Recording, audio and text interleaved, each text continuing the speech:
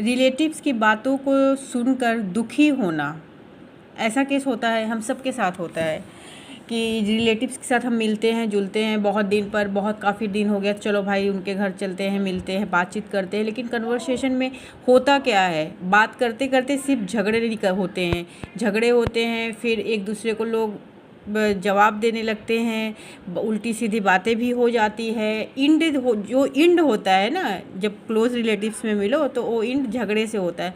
तो फिर उसके बाद क्या होता है, हमें गिल्ट फील होता है, हम अकेले में बैठते हैं तो उस बात को बार बार सोच के दुखी होते हैं कि अरे चलो मैंने ऐसा क्यों बोला, वो तो मतलब मेरा ऐसा सगा था, मेरा चहीता था, मुझे नहीं बोलना चाहिए था, वो दुखी हो गया। और ऐसा सोच सोच के ना हम अकेले में बैठ के दुखी होते हैं।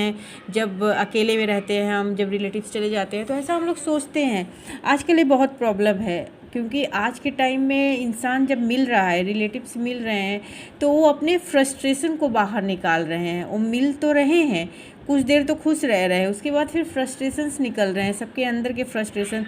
इसलिए बहुत हद तक लोग एक दूसरे को अवॉइड कर रहे हैं, रिलेटिव्स को अवॉइड कर रहे हैं, क्योंकि जो दिल के करीब होता है वही सबसे ज़्यादा चोट पहुंचाता है। तो अपने दिल को बचाने के हिसाब से ही लोग एक दूसरे को अवॉइड कर रहे हैं।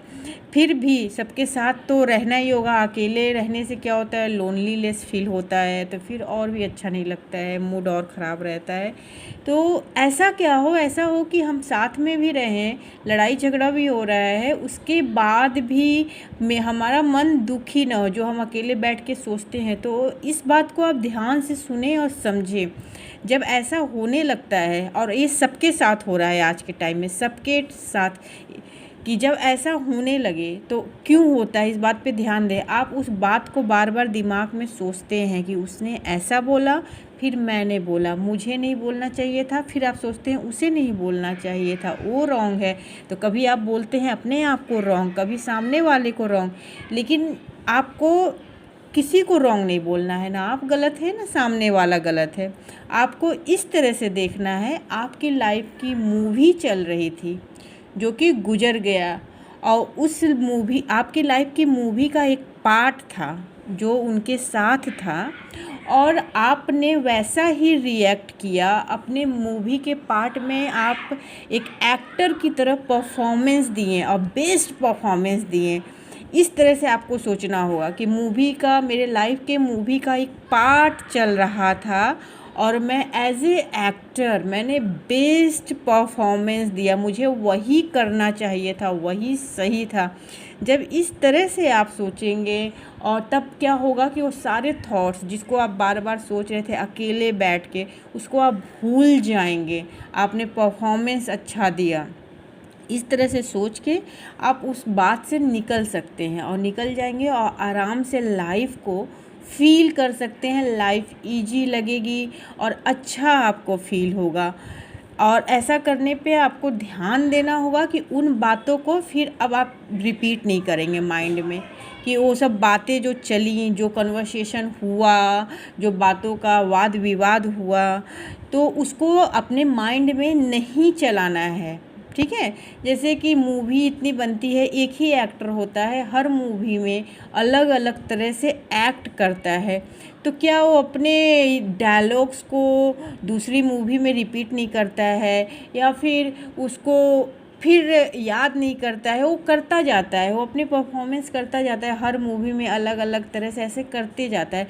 तो बस अपने आप को एक एक्टर समझें, और आपकी लाइफ में आपको एक्टिंग करना है, और वही आप कर रहे हैं। बस इस तरह से सोच के आप अपने मन को हल्का कर सकते हैं। क्या होता है, दुनिया को हम नहीं बदल सकते, दुनिया ऐसी ही है, आज भी ऐसी है, वो कोई भी युग रहा हो, वो सब टाइम ऐसे ही रहती है। इस तरह से भी नहीं सोचना है कि पहले बहुत अच्छा था, पहले के लोग बहुत अच्छे थे, तो पहले का वैसा समय ही था, उस अकॉर्डिंग वही सही था।